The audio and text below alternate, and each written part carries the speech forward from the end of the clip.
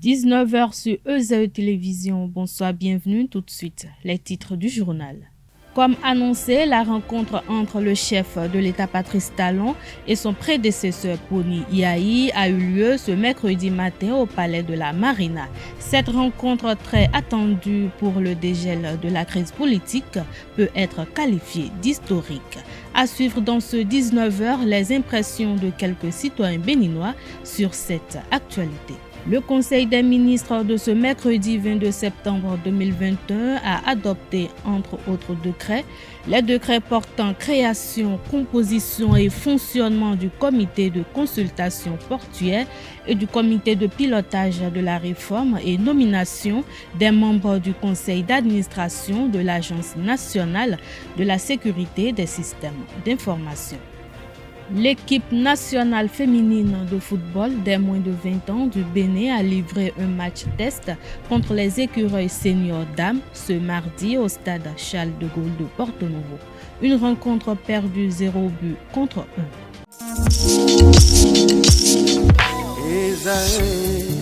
Étudiantes, étudiants, parents d'élèves, nouveaux bacheliers, vous recherchez une école adéquate de formation professionnelle et pratique pour vos études supérieures? Une seule référence, EZAE. EZAE vous offre des demi-bourses et réductions dans toutes ces filières. Waouh!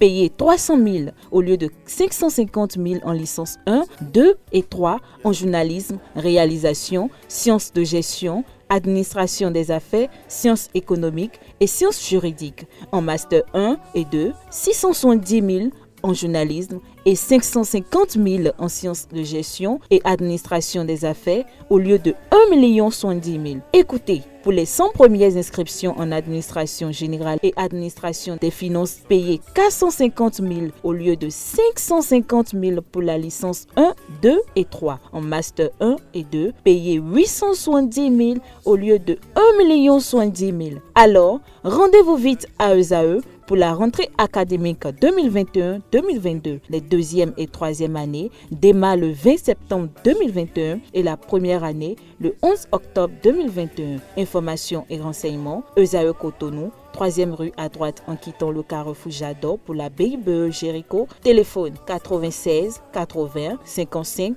11 ou 98 98 14 00 ou encore 90 93 65 21. EZAE, l'excellence à un an.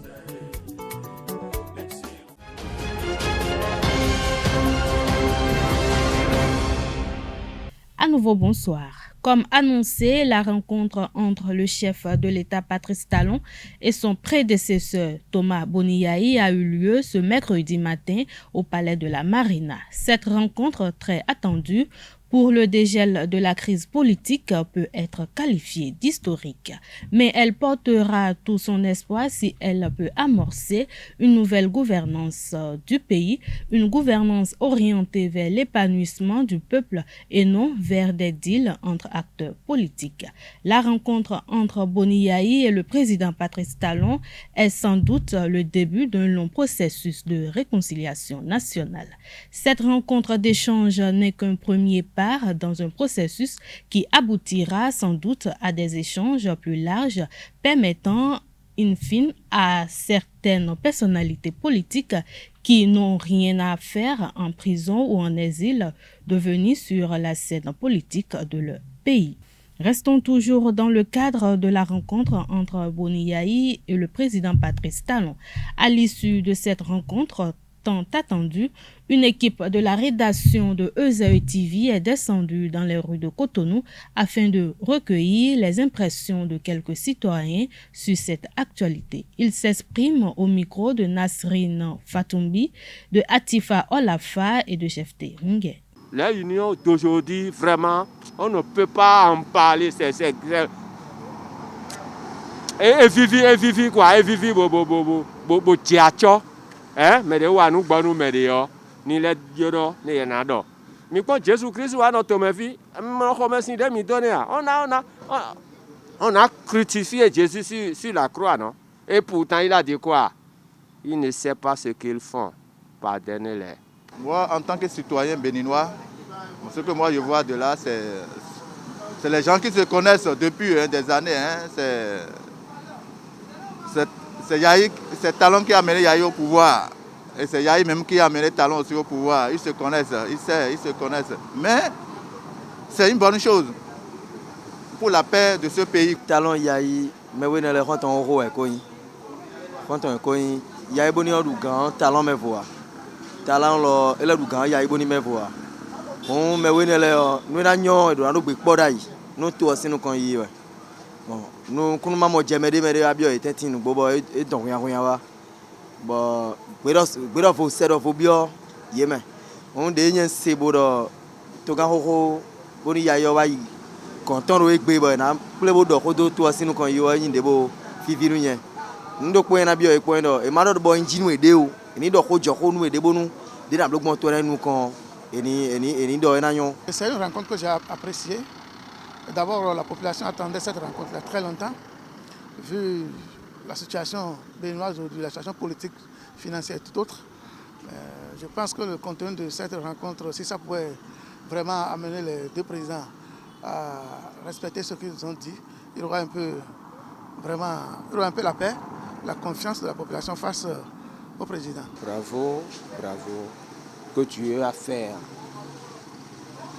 aujourd'hui, 22 septembre. C'est une merveilleuse chose que Dieu nous donne. Vous voyez, jamais de la vie qu'un grand homme, deux grands hommes sera ennemi dans ce pays. Il faut que de faire que aujourd'hui, tu as fait qu'aujourd'hui ils sont déjà de partager les deux choses là. Non, c'est bon. Avec ça, de ce que moi-même personnel a vu aujourd'hui, non, c'est guerre. Si les anciens présidents peuvent se rencontrer comme ça, c'est bon. Ça dit, il faut l'immunité de chacun de nous dans ce pays. Parce que dans cette vie, tu peux faire 1000 ans sur cette terre, tu vas tout laisser. Et si nos dirigeants qui sont devant nous, comme ça, ne se réunissent pas, nous les petits qui sont derrière eux, comment nous allons faire? Nous pas de quoi. Quand on a eu quoi, il va être il est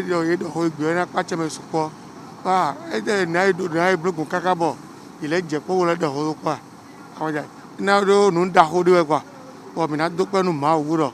Egbede azan egbeto le mercredi o ekpatene kwacho me support ta ko ya ko je po wa nu mele bi kokota na yin aya jije nu mele kwa me de no ne o ena no mu kaka so yi me ye ni bo mi to vi le kwa nu hun ni ma wa to lo. Je crois que c'est une très bonne chose. C'est ce que bon nombre de Béninois souhaitaient ça. Pour que ces deux fils du Bénin se rencontrent, se parlent et se comprennent. Maintenant, les attentes, c'est clair. Si cela peut permettre, cette rencontre, bien sûr, peut permettre d'amorcer un peu la tension qu'il y a dans le pays, si ça peut aussi déboucher sur la venue des enfants du Bénin qui sont à l'extérieur, qui ont sûrement quelque chose à apporter pour l'évolution de ce pays. Ce qu'on demande, c'est qu'il y ait la paix, le développement. Donc, l'apport de personne ne sera de trop. Il faut que tout le monde soit uni pour développer ce pays. Le gouvernement a tenu ce mercredi 22 septembre 2021 sous la présidence de Patrice Talon, président de la République, son conclave hebdomadaire. Au cours de cette séance, plusieurs décrets ont été adoptés et des nominations prononcées. Il s'agit de l'adoption des décrets portant création, composition et fonctionnement du comité de consultation portuaire et du comité de pilotage de la réforme. Nomination des membres du conseil d'administration de l'Agence nationale de la sécurité des systèmes d'information. Nomination des membres du conseil d'administration de l'Agence nationale des événements culturels, sportifs et des manifestations officielles. Rétrogradation du magistrat Éric Marcel Ahehenou Au titre des communications, on note l'homologation des prix de cession des intrants et d'achat de coton-graines aux producteurs au titre de la campagne cotonnière 2021-2022, autorisation de mise en place d'un système d'information portuaire au port de Cotonou. Le rôle de la CEDEAO dans l'accompagnement des processus électoraux en amont comme en aval est l'objet de 2 ateliers qui se sont tenus à Cotonou d'améliorer les prestations en matière de suivi du processus électoral dans les États membres de l'espace CEDEAO. Les résultats de cette session d'évaluation, de réflexion et d'analyse prospective sur le rôle des équipes de base dans les missions électorales de long terme en Afrique de l'Ouest seront déterminants pour l'avenir de l'intervention de la CEDEAO dans les processus électoraux nationaux de notre sous-région, à en croire certains participants. Je vous propose de suivre un extrait d'une intervention qu'a bien voulu accorder Francis Oké, chef division assistance électorale de la CEDEAO et secrétaire permanent du réseau des structures nationales de gestion des élections en Afrique de l'Ouest à Abdelkader Achirou. 2 ateliers se sont tenus. Le premier a commencé le 15 et c'est ce que nous avions appelé l'institutionnalisation du déploiement de l'équipe cadre. L'équipe cadre qui est composée souvent de 5 à 6 experts qui viennent très tôt pour faire des rapports réguliers afin de préparer l'arrivée de l'équipe d'observation à long terme, qui est aussi composée d'experts mais qui dure moins longtemps que l'équipe cadre. Donc le second volet de l'atelier, c'est l'évaluation du déploiement de nos missions d'observation, des missions d'observation de la CEDEAO. Parce que vous savez, la CEDEAO déploie depuis la mise en place du protocole additionnel de 2001, et déploie des observateurs. Et ensuite, nous avons commencé par déployer des observateurs à long terme. Et il était temps d'évaluer l'opportunité de ces missions et l'efficacité de ces missions. C'est pour ça que nous avons fait venir les participants à ces différentes missions, les experts, pour réfléchir, analyser leur propre rapport, analyser le contexte dans lequel ils ont travaillé pendant ces dernières années et l'évolution aussi des enjeux dans la région. Les participants, aussi bien du premier atelier que du second, ont d'abord analysé le contexte dans lequel les élections se déroulent actuellement, vu l'impact de la pandémie sur l'organisation des élections. Ils ont aussi analysé le contexte politique dans lequel se déroulent les élections ces dernières années. Et comme vous le savez, la CEDEAO, les États membres ont connu des coups d'État dans deux pays déjà. Donc, ils ont réfléchi sur les conditions de gouvernance dans la région. Et après avoir analysé l'environnement, dans cette analyse de l'environnement, ils ont aussi relevé le coût des élections, qui est très élevé de nos jours pour nos États. Donc la réflexion a été aussi faite sur comment essayer de réduire ces coûts. Après avoir, ça c'est les grands points de l'environnement, maintenant ils ont fait des recommandations par rapport à la composition des missions à long terme, à la durée des missions à long terme et à l'utilisation des rapports de ces missions. Parce que dans ces missions, il y a beaucoup de recommandations, mais la plupart du temps, les populations, même les acteurs, ne sont pas au courant des rapports et des recommandations de la CEDEAO. Donc, les participants ont discuté et ont estimé qu'il faudrait que ces rapports soient de plus en plus mis à la disposition des acteurs politiques pour que s'il y a des améliorations, qu'on puisse les mettre en jeu. Et ils ont aussi discuté de la durée de ces missions. Et les missions, dans leur durée, les durées sont de plus en plus réduites. Alors, les participants, les experts se sont inquiétés sur cette durée-là. Ils ont estimé que pour une mission à long terme, il faut au minimum 30 jours pour qu'on parle de mission à long terme. Et pour les missions à court terme, je veux parler de l'équipe cadre, c'est de 45 à 60 jours. Et là, ça permet aux experts de suivre tout le cycle électoral et de pouvoir faire les recommandations. Parce que Si la CEDEAO déploie l'équipe cadre et la mission à long terme, c'est pour faire l'alerte dans le processus électoral aux autorités. Parce que dans le processus, les défis que les processus ont dans nos États, ces missions font l'alerte et ainsi le président de la commission de la CEDEAO peut prendre les dispositions à temps pour aider le pays ou même il peut avertir le chef de mission pour qu'à son arrivée, il puisse attaquer les défis du processus en même temps dès son arrivée. Donc, si ces équipes n'arrivent pas à temps, ce serait difficile de faire ce travail. Ensuite, les participants ont aussi analysé les conditions de travail de la division assistance électorale et ils ont estimé que la division assistance électorale doit être renforcée en personnel et en moyens pour pouvoir faire face aux défis électoraux de notre région. Voilà quelques grandes lignes des recommandations qu'ils ont faites et ils ont demandé qu'on renforce aussi le dispositif du protocole additionnel. Vous savez, le gouvernement béninois a fait une proposition de révision du protocole. Et je pense que les participants ont été bien inspirés. Leur recommandation va dans le même sens que la recommandation du gouvernement de notre pays pour qu'on puisse revoir le protocole et renforcer ce qui est à renforcer pour l'adapter au nouveau contexte. Vous savez, pour que la CEDEAO commence par s'intéresser aux affaires politiques, il a fallu en 1999 un protocole sur la gestion des conflits, sur la prévention et la gestion des conflits. Et ça, c'était en 1999. En 2001, ils ont estimé que ce protocole était incomplet et que ça ne prenait pas en compte l'aspect démocratique et les élections. Et c'est là qu'il y a eu un protocole additionnel qui prend en compte les aspects électoraux et l'intervention pour promouvoir la démocratie. Maintenant, il est temps de réviser encore ce protocole pour intégrer les nouvelles donnes, le nouvel environnement d'organisation des élections dans notre région. Et je pense que nos responsables ils vont prendre en compte. Nous souhaitons qu'ils considèrent ces recommandations afin que l'environnement démocratique soit plus prospère à nos États.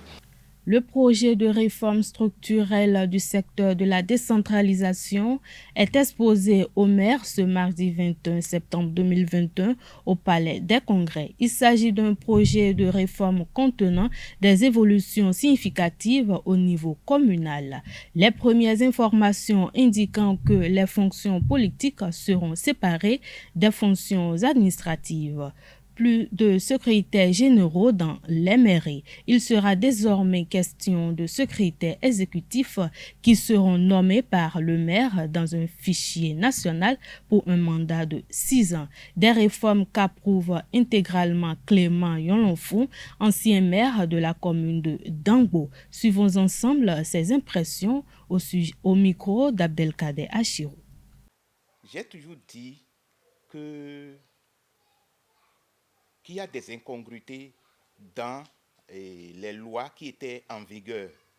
Et ces incongruités se résument au fait que le maire a trop de pouvoir. Le maire a trop de pouvoir alors que c'est un élu au même titre que tous les autres. Le fait qu'il ait trop de pouvoir fait que il peut, c'est-à-dire, il était à lui tout seul l'exécutif.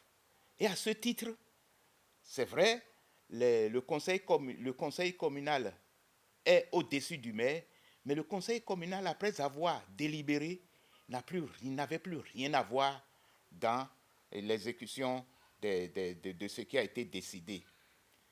Quand le conseil communal délibère, ce qui est délibéré, ça va à l'approbation du préfet. Et dès que le préfet donne son approbation, il revient au maire de l'appliquer avec l'aide de l'administration communale. Ça fait que le maire avait tous les pouvoirs. Le maire pouvait travailler pouvait poser des actes de l'exécutif sans se référer à qui que ce soit. C'est ce qui faisait que le maire a tous les pouvoirs. Il est l'ordonnateur, c'est lui qui peut nommer les fonctionnaires, c'est lui qui peut les enlever. sans rendre compte à qui que ce soit. C'est trop fort, et ce n'était pas bien. Mais maintenant, avec ce qui se passe, avec la nomination d'un secrétaire exécutif, j'ai tiré le test hier, je l'ai lu, je trouve que vraiment, il y a quelque chose de positif, parce que le maire ne peut plus être le seul exécutif, il est assisté d'un collège de conseillers, hein. Il y a les adjoints et les CA qui constituent une structure à côté du conseil communal. Et de tout ça là, c'est le secrétaire exécutif qui exécute ce qu'ils ont décidé. Je ne sais pas si vous voyez, c'est vraiment très bien pensé. De toutes les façons, moi je trouve qu'il a fait un grand pas. Si j'étais à sa place, moi je n'aurais pas je ne serais pas parti jusque là-bas. Hein? Mais j'aurais réglé le problème. Parce que l'autre incongruité qu'il y a dans les tests, c'est que chaque année, il y a un audit qui se fait. Un audit FADEC qui se fait. L'audit de ces fonds, hein, on n'en fait jamais rien. Moi, je vous dis qu'on n'en fait jamais rien. J'ai été maire pendant 7 ans. On n'en fait jamais rien. Si moi, il y a quelque chose que moi j'aurais souhaité, en plus de tout ce qui est décidé là, les audits des fonds d'investissement et des fonds de fonctionnement qui vont vers les mairies, il faudrait que les rapports soient déférés, hein, soient confiés à des structures adéquates pour statuer dessus. Si chaque année, les rapports étaient envoyés à une structure judiciaire qui donne une suite pénale aux actes posés par les maires, on aurait réglé le problème depuis. Première chose. Deuxième chose, les problèmes de gestion domaniale. C'est-à-dire, c'est parce que le cas de Calavier est sorti que tout le monde est en train de crier. Il y a des 39 États un peu partout. Il y a des phénomènes de 39 États dans presque toutes les communes. Moi, j'ai été maire. Je sais comment les maires gèrent les réserves administratives, les réserves foncières publiques et les réserves foncières privées des communes. Je vous assure que c'est la catastrophe.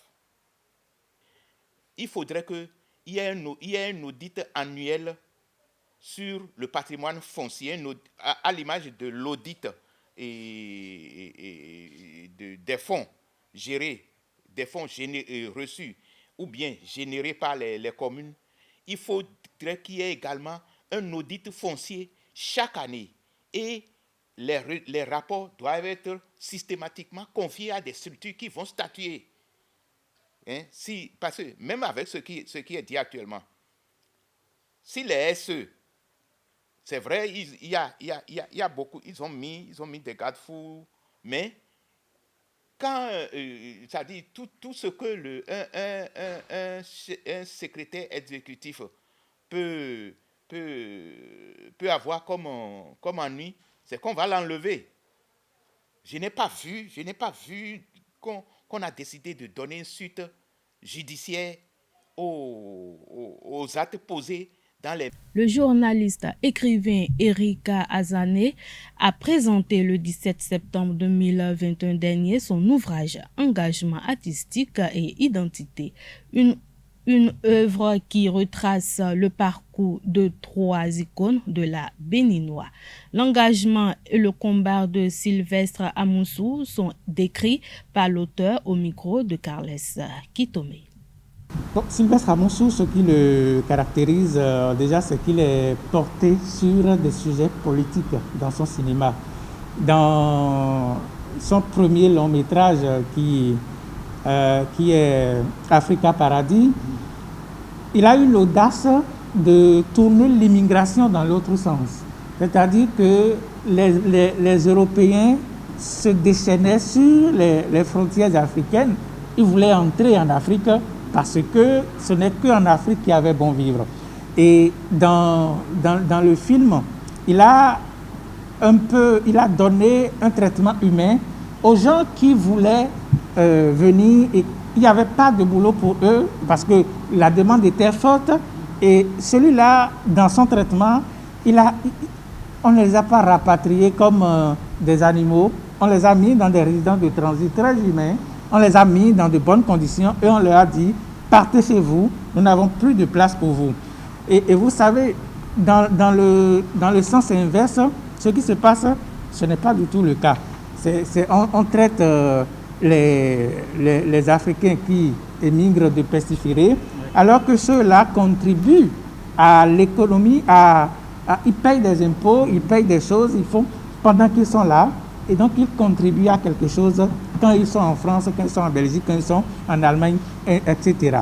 Et Sylvestre Amoussou, quand il avait sorti ce film, les gens la critique française notamment, l'avait traité de fou, d'utopiste et de tout, mais pour lui, il est un visionnaire, et ce n'est pas pour lui, c'est un visionnaire, Sylvestre Amoussou. Après Africa Paradis, il y a eu un pas en avant, les dessous de la corruption, où il a quand même attaqué les États en Afrique qui sont gangrénés, fortement gangrénés par la corruption, et c'était un suspense digne d'un film policier, d'enquête et tout ça, c'était génial. Le Graal, c'était sous l'orage africain, un continent sous influence qui a raflé beaucoup de distinctions, et le plus grand prix Yenenga d'argent au FESPACO 2017, si mes mémoires, enfin oui, 2017. Donc, vous voyez, autant de palmarès, ça mérite qu'on s'y attarde. Et ce n'est pas des palmarès pour des palmarès, c'est surtout des palmarès qui sont partis d'une conviction traitée, construite sur le temps. Et donc, quand les gens liront, ils verront comment Sylvestre Amoussou il est parti, pourquoi il a décidé maintenant de faire ce film, un film d'engagement, parce que pendant longtemps, il s'est rendu compte que en tant que comédien et acteur, les gens, ils leur donnent tout le temps dans leurs films des rôles pour Africains. C'est l'Africain qui sera un boy dans un film, l'Africain qui sera l'Africain qui sera un dealer de drogue, ainsi de suite. Donc, pour Sylvestre Amoussou, le cinéma, c'est un instrument puissant pour vendre un pays, vendre une destination, vendre un continent. Et donc, si nous sommes en guerre, la guerre des images se fera par le cinéma. C'est le credo de Sylvestre Amoussou. Et donc, vous avez... L'écrivain Éric Azané, au cours de sa communication, a rappelé les motivations de cet ouvrage. Il a décrit les circonstances qui l'ont conduit à écrire l'ouvrage, une réponse à ceux qui ne connaissent pas le monde artistique béninois. Mais lorsque vous allez plus évoluer dans la lecture de engagement artistique et identité, vous vous rendrez compte que tous ces noms dont vous parlez ont été cités dans le livre au cours des échanges, pour dire que le livre a pris en compte tout ce qui est important ou tous ceux qui sont importants pour parler de l'histoire de l'art béninois. Et donc, le choix de ces trois-là, parce que c'est parti d'une réflexion, d'un cadre circonscrit, c'est-à-dire il faut parler d'autodétermination et d'affirmation de soi. Et ce sont trois artistes que j'ai observés. L'idée est venue en 2016, alors que je discutais avec un ami qui m'a dit, je l'ai dit dans l'avant-propos, qui m'a laissé entendre qu'au Bénin, il n'y a aucun artiste béninois ne vit de son art. Et j'ai dit, mais de quoi est-ce qu'il me parle? Après, spontanément, je lui ai dit, j'aurais pu dire, ben, est-ce que tu connais Angélique Kidjo, que tout le monde connaît? Non, ce n'est même pas Angélique Kidjo que j'ai pensé. Je lui ai dit tout de suite, je peux te citer plusieurs plasticiens qui vivent très bien de leur art. Et quand je me suis retranché dans mon coin, je me suis dit, mais est-ce qu'il n'a pas raison, ce monsieur, de penser cela? Il a raison parce qu'il ne les connaît pas et il se pose un problème de distance entre l'artiste et le public. D'où une sorte de médiation nécessaire pour amener les gens à connaître les artistes, à connaître leur travail et à comprendre ce qu'ils font. Donc, c'est parti de là et j'ai élaboré le premier questionnaire en fin 2016. Je suis entré en contact avec Zingpe en 2017. Le 10 janvier 2017, on devait faire la première rencontre pour commencer tout ça. Mais voilà, on n'a pas commencé. Et puis, j'ai narré un peu les circonstances dans l'avant-propos. Et puis voilà, c'est parti de là.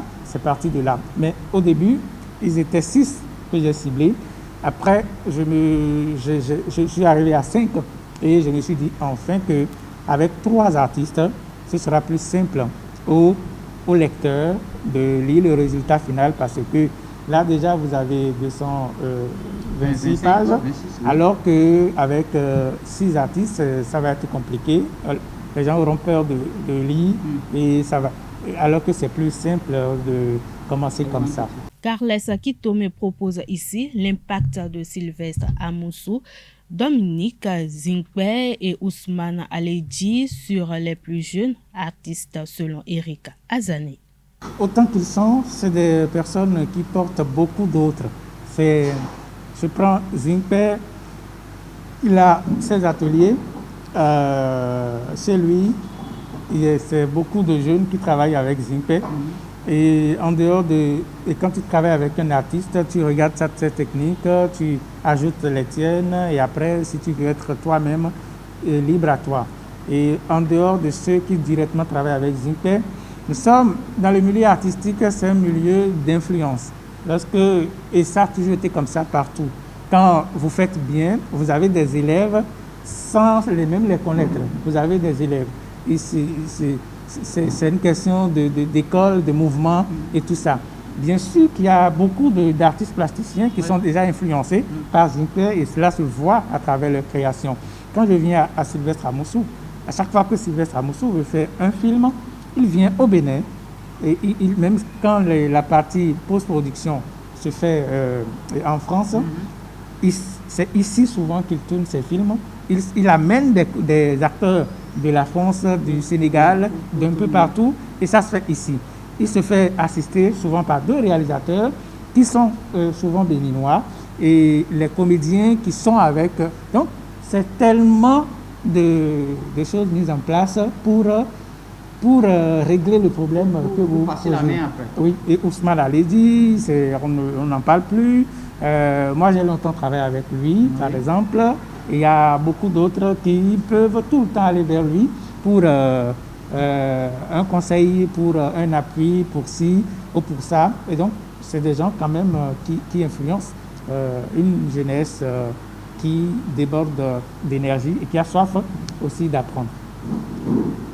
Les députés de la 8e législature ont adopté mardi 21 septembre 2021, au cours des travaux de la 2e session extraordinaire de l'année 2021, le projet de loi portant autorisation de ratification de la Convention concernant l'assistance administrative mutuelle en matière fiscale et celui portant autorisation de ratification du traité portant modification des dispositions du traité de l'Union monétaire ouest-africaine UEMOA du 20 janvier 2007. La séance a été présidée par le premier vice-président de l'Assemblée nationale. Sport pour mettre un terme à cette édition. L'équipe nationale féminine de football des moins de 20 ans du Bénin a livré un match test contre les écureuils seniors dames ce mardi au stade Charles de Gaulle de Porto Novo.